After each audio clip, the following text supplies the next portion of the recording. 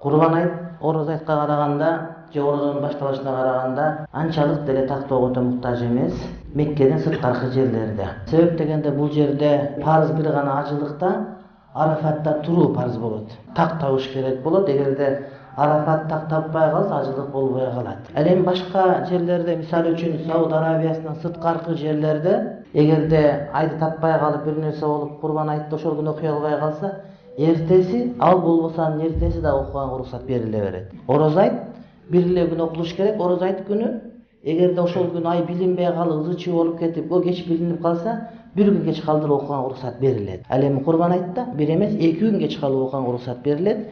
Бүгүн айт болсо, бүгүн окулбаса эртеси, анан кой союп курбандык чалып отуруп дагы болбой калса бүрсү күнү окуганга чейин уруксат бериле берет. Анын үстүнө айт намазы орозонун башындагыдай парз эмес, важип. Ошондуктан мурдагыдай катуу каралбайт. Молдолор дагы Курбан айтты белгилөөдө көп ызы-чуу боло берет.